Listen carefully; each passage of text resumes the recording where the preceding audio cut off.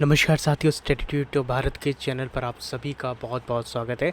आज हम बात करने वाले हैं कि 10 सितंबर 2025 के टॉप ऐसे करंट अफेयर्स जो कि आपके चाहे यूपीएससी हो, चाहे एसएससी हो, चाहे स्टेट एग्ज़ाम हो, यूपी ट्रिपल जैसी, लेकिन सारी एग्ज़ाम में आपके काम आने वाले हैं। तो सबसे पहले हम पहला आज का करंट अफेयर को बात करते हैं। दोस्तों, आपको पता है कि भारत में हाल ही में उपराष्ट्रीय पद के जो भी चुनाव हुए उसमें सीपी राधाकृष्णन जी इसमें उपराष्ट्रपति बने हैं और ये भारत के 15वें उपराष्ट्रपति बने हैं, जैसा कि आपको पता है। और इनको 452 वोट मिले। आप सभी को पता है, ये न्यूज़ पढ़ी ली होगी। और ये जो पहले थे वो महाराष्ट्र के राज्यपाल थे और अब संसद में महत्वपूर्ण भूमिका निभाएंगे।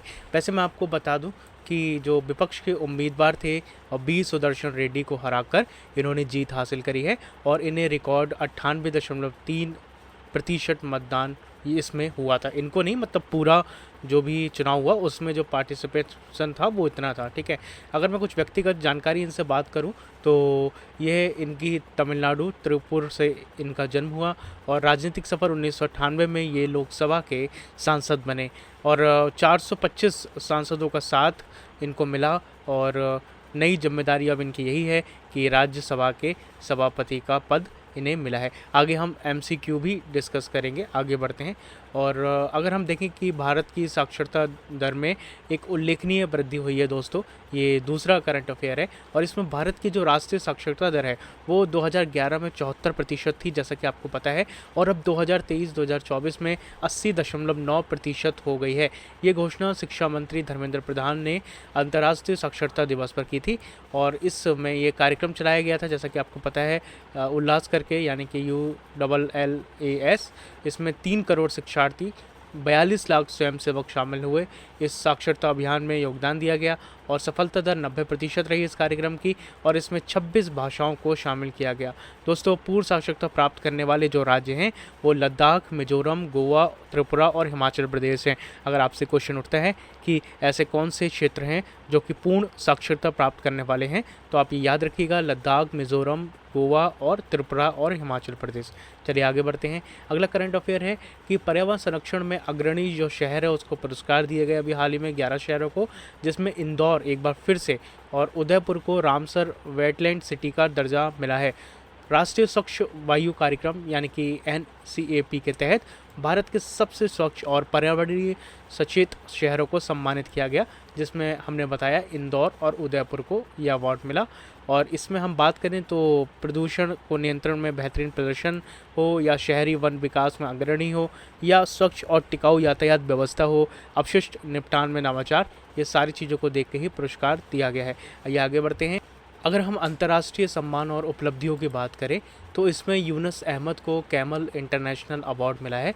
डॉट स्पेस कोवर्किंग के कार्यकारी निदेशक यूनुस अहमद को दुबई में कैमल इंटरनेशनल अवार्ड 2025 से सम्मानित किया गया दोस्तों। और ये जो पुरस्कार है वो आपको बताया कि कैमल इंटरनेशनल अवार्ड है और मान्यता संस्थान जो इसको देती है वो अरेबियन वर्ल्ड रिकॉर्ड्स है।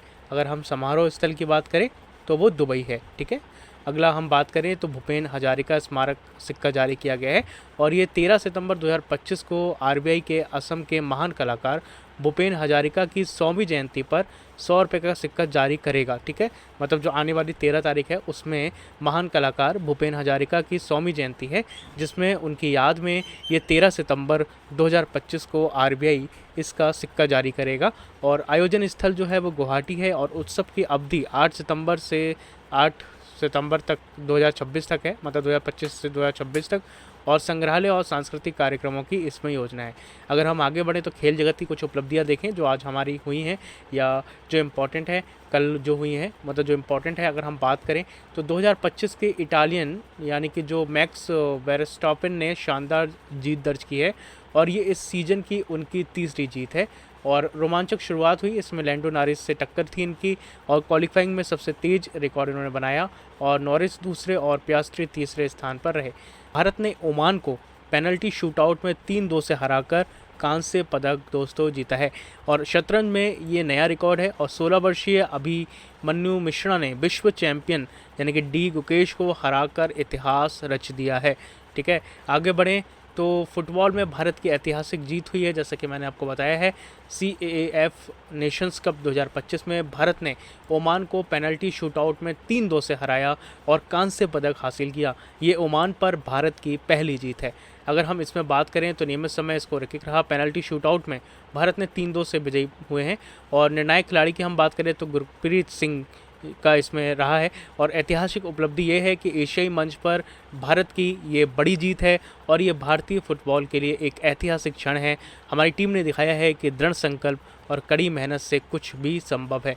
अगर हम आगे बढ़ें दोस्तों, तो शतरंज में जैसा कि मैंने आपको बताया, 16 वर्षीय अभिमन्यु मिश्रा ने फाइट ग्रैंड स्विस 2025 में विश्व चैंपियन डी गुकेश को पराजित कर इतिहास रच दिया है और ये सबसे कम उम्र में मौजूदा विश्व चैंपियन को हराने वाले खिलाड़ी बन गए हैं। अगर हम इनकी बात करें तो ये सबसे कम उम्र के ग्रैंड मास्टर का रिकॉर्ड है और ये विश्व चैंपियन गुकेश को इन्होंने हराया है और ये नया मील का पत्थर साबित हुआ है। जन्म इनका 5 फरवरी को हुआ है। कुछ MCQ हैं, उन पर बात कर लेते हैं। जैसे MCQ तो नहीं, मैंने डायरेक्ट ही ये लिख दिए हैं, तो फिर भी हम इनकी बात करते हैं।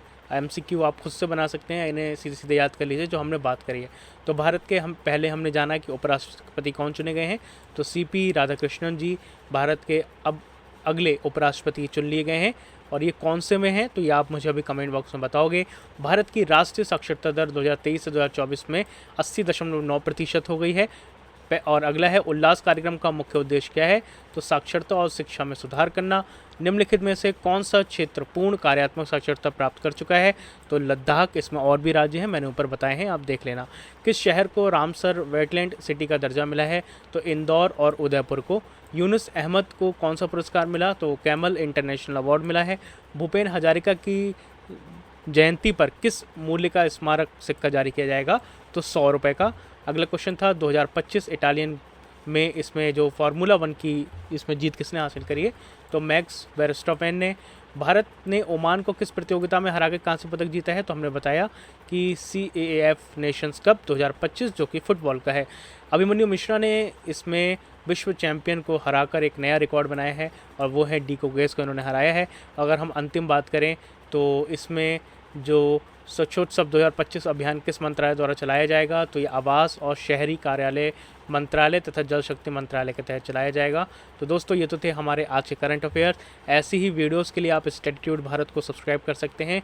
Daily current affair, GK GS and history class के लिए भी आप फॉलो कर सकते हैं, चाहे आप किसी भी एग्ज़ाम की तैयारी कर रहे हो, चाहे वो UPSC हो, SSC हो, UPSSC हो या अदर स्टेट एग्ज़ाम हो, क्योंकि करंट अफेयर तो आपको सभी में पूछे ही जाएंगे। मिलेंगे अगली वीडियो में। अपना और अपनों का बहुत ज़्यादा ध्यान रखिएगा।